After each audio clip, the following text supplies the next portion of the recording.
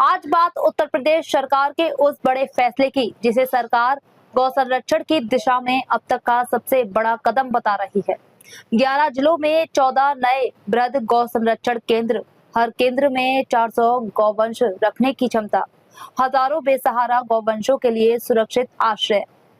और दावा कि अब गौ संरक्षण केवल आश्रय तक सीमित नहीं रहेगा बल्कि आत्मनिर्भरता की ओर भी बढ़ेगा। लेकिन क्या यह नए गौ संरक्षण केंद्र वास्तव में सड़कों पर घूम रहे निराश्रित गौवंशों की समस्याओं का समाधान बन पाएंगे? क्या किसानों की फसलें अब सुरक्षित होंगी? क्या करोड़ों रुपए खर्च करने के बाद व्यवस्था जमीन पर भी उतनी ही मजबूत दिखेगी? आइए पूरी रिपोर्ट विस्तार से समझते हैं। उत्तर प्रदेश के पशुधन एवं दुग्ध विकास मंत्री धर्मपाल सिंह ने सोमवार को लखनऊ स्थित पशुपालन निदेशालय से वर्चुअल माध्यम से प्रदेश के 11 जनपदों में 14 नवनिर्मित वृहद गौ संरक्षण केंद्रों का लोकार्पण किया। इन केंद्रों का निर्माण अमेठी, चंदौली, गाजीपुर, कन्नौज, कानपुर नगर, लखीमपुर खीरी, प्रयागराज, अलीगढ़, प्रतापगढ़, बाराबंकी और शाहजहांपुर में किया गया है। इनमें सबसे अधिक 4 केंद्र अमेठी जिले में बनाए गए हैं, जबकि बाकी 10 जिलों में एक एक केंद्र तैयार किया गया है। सरकार का दावा है कि प्रत्येक केंद्र में लगभग 400 गौवंशों को सुरक्षित रखा जा सकेगा। सवाल सिर्फ नए भवन बनाने का नहीं, असल सवाल यह है कि इन केंद्रों में गौवंशों को किस स्तर की सुविधाएं मिलेंगी। कार्यक्रम के दौरान मंत्री धर्मपाल सिंह ने कहा कि मुख्यमंत्री के निर्देशन में सरकार निराश्रित एवं बेसहारा गौवंशों के संरक्षण और संवर्धन के लिए लगातार काम कर रही है। उन्होंने कहा कि इन केंद्रों में केवल आश्रय ही नहीं मिलेगा बल्कि पर्याप्त चारा, स्वच्छ पेयजल, नियमित पशु चिकित्सा, स्वच्छ वातावरण, सुरक्षित रखरखाव जैसी आधुनिक सुविधाएं भी उपलब्ध कराई जाएंगी। अब आपको बताते हैं प्रदेश में इस समय गौ संरक्षण की तस्वीर आखिर कितनी बड़ी है। सरकारी आंकड़ों के अनुसार प्रदेश में वर्तमान समय में ग्रामीण क्षेत्रों में 5,517 अस्थायी गौ आश्रय स्थल, 507 वृहद गौ संरक्षण केंद्र, 213 कांजी हाउस और शहरी क्षेत्रों में 273 कान्हा गौ आश्रय स्थल संचालित किए जा रहे हैं। यानी पूरे उत्तर प्रदेश में कुल 6,510 गौ आश्रय स्थल हैं। इन सभी स्थानों पर लगभग 11,75,000 निराश्रित गौवंश संरक्षित किए जाने का दावा किया गया है। लेकिन इतने बड़े स्तर पर गौवंशों के भरण पोषण के लिए आखिर कितना खर्च हो रहा है? सरकार के अनुसार मुख्यमंत्री सहभागिता योजना के तहत अब तक 1,11,047 लाभार्थियों को लगभग 1,79,000 निराश्रित गौवंश सौंपे जा चुके हैं। सरकार इन गौवंशों और गौ आश्रय स्थलों में रह रहे पशुओं के भरण पोषण पर हर दिन करीब 6 करोड़ 50 लाख रुपए खर्च कर रही है। यानी गौ संरक्षण केवल धार्मिक आस्था का विषय नहीं बल्कि यह प्रदेश के बजट का भी एक बड़ा हिस्सा बन चुका है। सरकार ने अब तक 632 वृहद गौ संरक्षण केंद्रों की स्वीकृति दी है। इनमें से 507 का निर्माण पूरा हो चुका है, जबकि 480 केंद्र पूरी तरह संचालित किए जा चुके हैं। हर केंद्र की निर्माण लागत लगभग 160.12 लाख रुपए बताई गई है। सरकार ने अब तक करीब 8,336.60 करोड़ रुपए की धनराशि जारी की। वित्तीय वर्ष 2026 से 27 के लिए 100 करोड़ रुपए का प्रावधान किया गया था, जिसमें 53.78 करोड़ रुपए पहले ही जारी किए जा चुके हैं।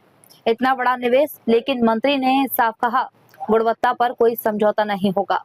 धर्मपाल सिंह ने अधिकारियों को निर्देश दिए कि गौ संरक्षण केंद्रों के निर्माण में गुणवत्ता सर्वोच्च प्राथमिकता हो। उन्होंने स्थानीय जनप्रतिनिधियों, जिला प्रशासन, पशुपालन विभाग और आम जनता से भी गौ संरक्षण अभियान में सक्रिय भागीदारी की अपील की। योगी सरकार की प्राथमिकता है निराश्रित गौवंश किसानों के खेतों में, सड़कों पर दिखाई न दे। इस ओर पशुपालन विभाग निरंतर अग्रसर है और आज 14 गौ आश्रय स्थल का लोकार्पण किया गया है, जिसमें मेरे साथ मई राज्य मंत्री कृष्णा पासवान, ACS विशेष सचिव, दोनों डायरेक्टर और तमाम अपने पशुपालन विभाग के अधिकारी यहाँ उपस्थित हैं। इस समय मैं बधाई देना चाहूँगा उत्तर प्रदेश के मुख्यमंत्री योगी आदित्यनाथ जी को। उन्होंने गौपालन पर पूरा ध्यान देने का काम किया है।